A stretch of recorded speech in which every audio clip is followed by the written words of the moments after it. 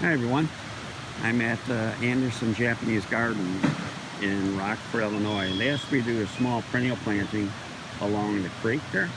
So I thought I'd go through some of the patterns I created and just to share with you what this narrow garden is and how I've tried to keep it in a lower profile.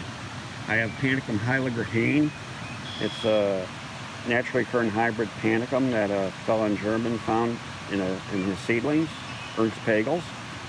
It has a vertical look to it, so it doesn't fall over and inhibit the growth of other plants.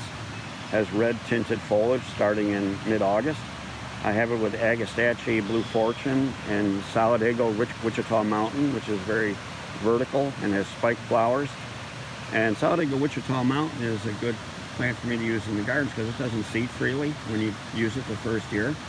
You don't have a lot of seed competition like you would with Solidago speciosa and Emeralus. In fact, all the Solidagos seed freely the first year and can become very competitive. And I have the Agastache with Solidago. We drift into Aster Twilight, which is a cross between Macrophyllus and Spectabilis, I believe. And then a simple combination of Echinacea pallida and Sporobolus heterolepis. So I've stretched that out, walking here to the big rock with Schizachyrium little Luke mixed in, Baptisia sphaerocarpa, the yellow Baptisia, native to central states, Missouri and Arkansas. Calamintha nepeta, subspecies nepeta on the edge, with Phlox glaberrima, Sporobolus and Echinacea blended together. Coreopsis golden showers in the back. That gives continuous bloom time through the summer. And here I did Penstemon hirsutus.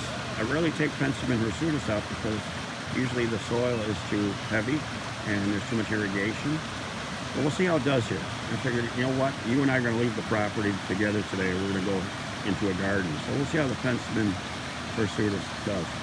And I mixed with Salvia wheesui. Salvia wheesui is the earliest flowering salvia. You can see it's starting to bloom now. Actually begins blooming in early May. And it reblooms through its old foliage. So you don't have to deadhead or prune back or cut back if you don't want it. And then Coreopsis pomata. It's a beautiful native Coreopsis with Parthenium integrifolium. The Coreopsis will support the Parthenium as it leans over. Back in Echinacea pallida, Sporobolus, drift of Calamintha through the back, Baptisia sphaerocarpa, and back to the Penstemon hirsutus with Salvia wheesui.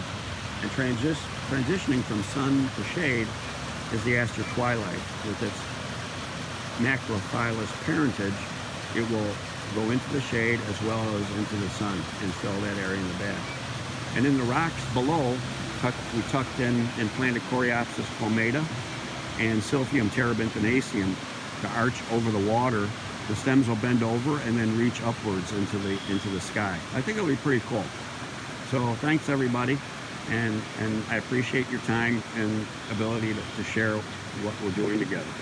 If you have questions, hit the comments below and we'll get together for some more neat things. See you later. Bye.